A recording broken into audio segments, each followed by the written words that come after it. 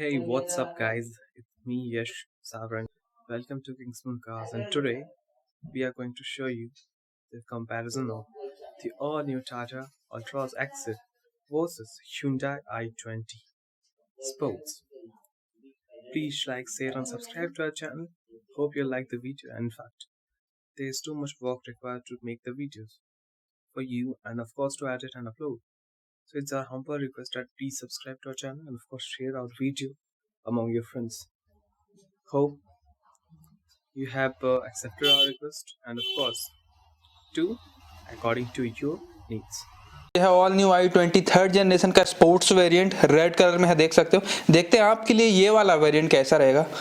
पूरी प्रोफाइल आप चेक करो। पहले एक्सटीरियर, इसमें आपको एलॉय व्हील्स नहीं मिलते हैं, स्टील व्हील मिलते हैं, बट कैप जो है प्रॉपर है तो आपको मालूम नहीं चलेगा।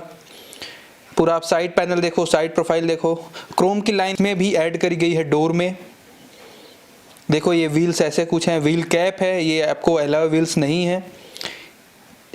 देखो पूरा पीछे का प्रोफाइल, पीछे भी क्रोम की लाइन ऐड करी गई है, स्पोर्ट्स की बैजिंग मिलती है, देख सकते हो i20 third generation sports variant में। ऊपर आपको ब्रेक लाइट मिलती है। पीछे का जो पोर्शन है वो पियानो ब्लैक भी इसमें यूज़ किया गया है। व्हील्स देखो, टेल लाइट बहुत स्टाइलिश है। बहुत लोग बोलते हैं कि अल्ट्रॉस से इंस्पायर्ड है, आप बताओ कमेंट बॉक्स में आपको क्या लगता है। सी पिलर में भी क्रोम थोड़ा सा यूज़ किया गया है अगर आप देखो तो, और पियानो ब्लैक प्लस क्रोम का यूज़ किया गया है। ऊपर जो रूफ है वो भी ब्लैक में मिलती है। नीचे पियानो ब्लैक कलर की क्लैडिंग है जिसमें i20 की बैजिंग है।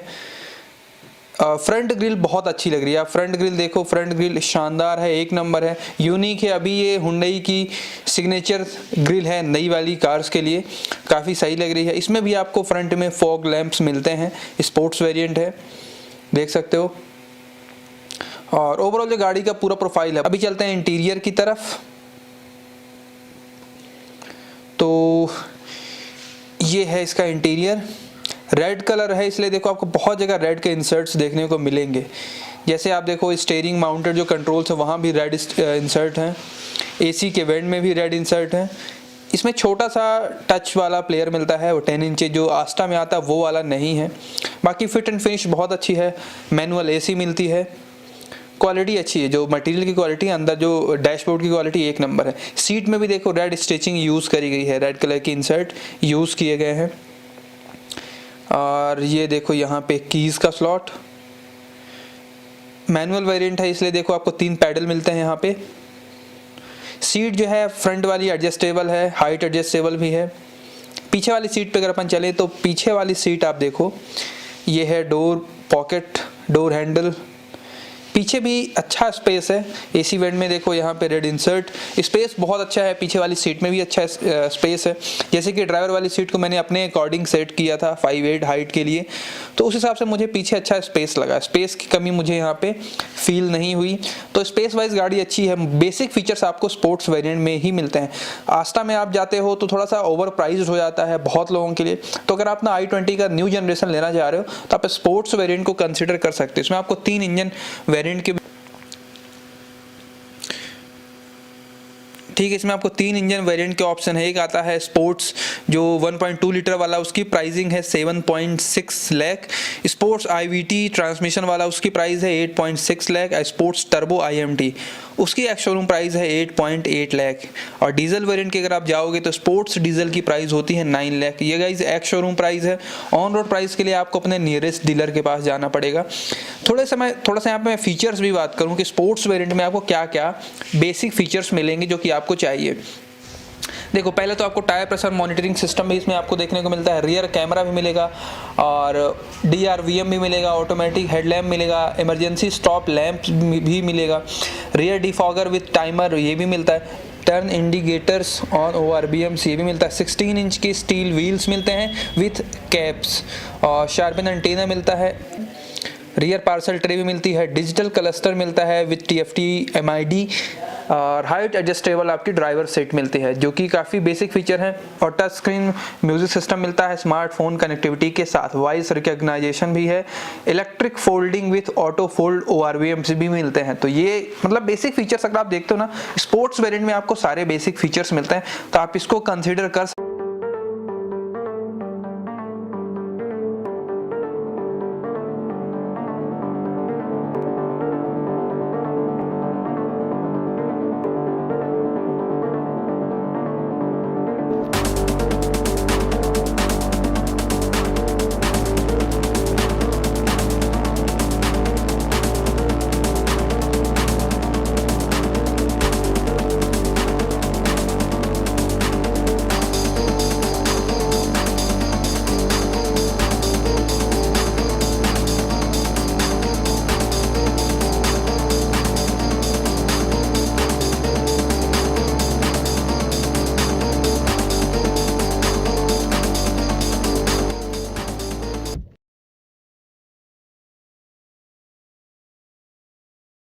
Hope you have checked the first review.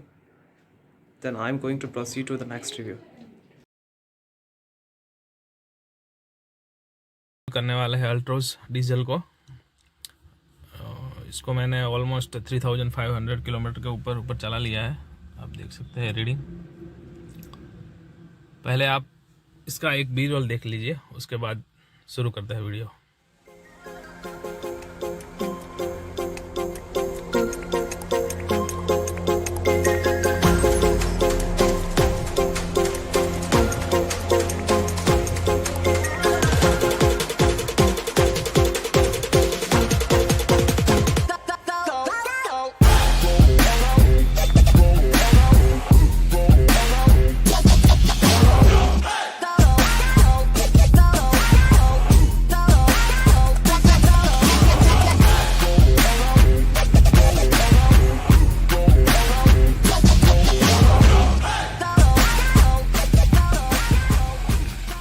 करते हैं इसका।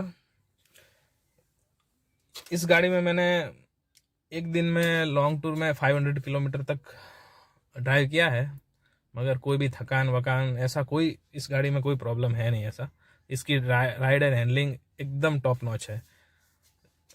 हाईवे पर आप जैसे 100 किलोमीटर के ऊपर जाते हैं तब तो इतना बैलेंस होके और एकदम रोड से स्टेबल होके गाड़ी ये चलती है।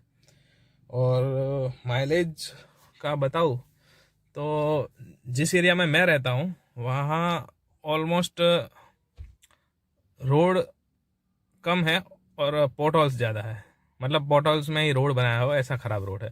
फिर भी मुझे कहीं पर भी इसका ग्राउंड क्लियरेंस का कुछ प्रॉब्लम या ऐसा कुछ मुझे फेस नहीं हुआ है। और लाइट फुट पर अब इतने भी ख़राब रास्ते में भी चलाएंगे ना तो ऑलमोस्ट ये गाड़ी 20 के ऊपर तो दे ही देगी माइलेज आपको। और हाईवे पर तो ये गाड़ी 24, 25, मैं आपको स्क्रीनशॉट भी शेयर कर दूंगा, आप देख लीजिएगा एक बार। तो माइलेज का भी ऐसा कोई सच इश्यू तो है नहीं। पावर 90 bhp पावर है डीजल में, 200 Nm का टॉर्क है। और इसका टॉर्क 1250 RPM से निकलना चालू हो जाता है और all the way to 4000 RPM तक जाता है। जो आप देखें बाकी और डीजल गाड़ियों से, जैसे फ्री स्टाइल है उसका 1750 RPM पे मिलता है। i20 है जो उसका टॉर्क बहुत ज़्यादा है 240 Nm, मगर वो भी 1500 RPM से स्टार्ट होता है। तो इसका कंपैरेटिवली सब गाड़ियों से काफ़ी लेस RPM पे टॉर्क निकलना चालू होता है। तो अभी आप जैसे इसको ड्राइव करेंगे ना तभी आपको पता चलेगा कि इसका टर्बो लैग है ना वो ऑलमोस्ट निग्लिजिबल है। इससे ड्राइव इतना इम्प्रूव हो जाता है इसका। आप 40 या 30 के स्पीड पे भी 4th गियर में होगे तो पिकअप कर लेगी गाड़ी। इतना अच्छा इसका इंजन है। और इसका अल्ट्रोज डीजल का ग्रोस वेट है, कर्व वेट है 1150 kg, जो ऑलमोस्ट काफ़ी हैचबैक में सबसे ऑलमोस्ट मुझे लगता है सबसे ज़्यादा है। i20 का आसपास होगा सब, बाकी सब गाड़ियों का तो कम है इससे। और स्पेस, इसका स्पेस भी मतलब लेग स्पेस बोलो, बूट स्पेस बोलो, सभी जगह पर इसका स्पेस भी कम बहुत ही अच्छा है। इसका आप डिस्प्ले देख लीजिए, हरमन कार्डन का स्पीकर्स है, बहुत मतलब इसमें फीचर्स में भी कोई इतनी ज़्यादा कमी है नहीं गाड़ी में। इसमें यहाँ पर भी MID भी डिजिटल है, यहाँ पर भी 7 इंच की है, यहाँ पर इंफोटेनमेंट भी 7 इंच का, जो ऑलमोस्ट जितनी भी नेसेसरी थिंग्स है वो सब इसमें आ जाती है।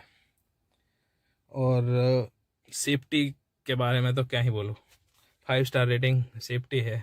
अभी इंडिया में आप देखिए तो 5 स्टार रेटिंग में 3 ही गाड़ी है, XUV 300, अल्ट्रोज और नेक्सॉन। तो सेफ्टी जिसके लिए मतलब सेफ्टी मेन है, इसके लिए तो ये गाड़ी परफेक्ट निकल के आती है ये गाड़ी। इसका आप एक बार मैं आपको दिखाता हूँ, इसका आप डोर देखिए, माय गॉड देखिए इसका साउंड सुनिए। ये छोटी छोटी चीज़ें से आपको पता चलता है कि इसका सेफ्टी मतलब इसका हुड आप खोलेंगे बहुत ही हैवी हुड है, मतलब सेफ्टी का कोई इश्यू है नहीं इस गाड़ी में। और प्रोज तो इसके बहुत है। अभी मैं कॉन्स भी थोड़े बहुत बता देता हूँ आपको कि मुझे अभी तक ये इतना किलोमीटर मैंने जो ड्राइव किया है उसमें मुझे कॉन्स क्या क्या लगे हैं। फर्स्ट कॉन इज ये गियर फर्स्ट गियर और रिवर्स, ये दोनों में कभी कभी ये ऐसा अटकता है। मगर ये एक इसका आप देख पा रहे होंगे तो क्लच भी बहुत, मतलब इसका क्लच का ट्रैवल भी थोड़ा ज़्यादा है कई गाड़ियों से, तो इसकी वजह से भी हो सकता है। मगर मैंने सर्विस पर्सन से बात की थी, वो बोल रहे थे कि सर्विस के बाद ये सब सॉर्ट आउट हो जाएगा, तो देखते हैं। और एक प्रॉब्लम, दूसरा प्रॉब्लम ये है कि ये लैप डोर है ना, फ्रंट लैप डोर, इसमें से कई बार ख़राब रास्तों में रेटलिंग साउंड आता है। और इसका रिवर्स गियर मैं अभी आपको दिखाता हूँ। इसकी क्वालिटी थोड़ी मुझे डाउन लग रही है, आप देख पा रहे होंगे।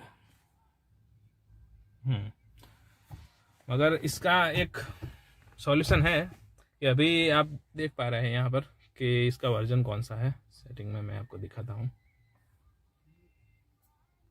ये 12.25 है ना, उससे एक अपडेट आ गया है 12.5।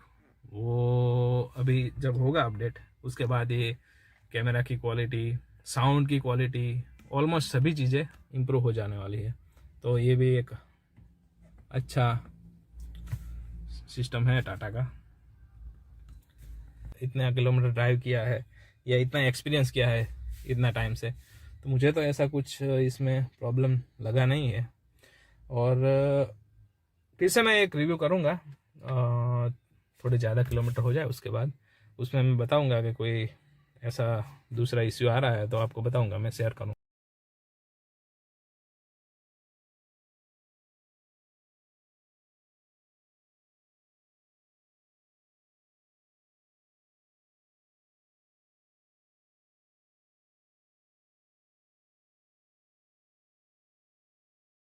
Thanks for watching, guys. Hope you have understood and, of course, taken a decision which to consider. According to me, Ultras XZ is the best variant and, of course, the best car in the budget. But I surely don't recommend i20 because it's the major lack of the features that are absent according to the price range. So I will consider to buy Ultras XZ. Thank you. Thanks for watching and please like, share and subscribe to our channel.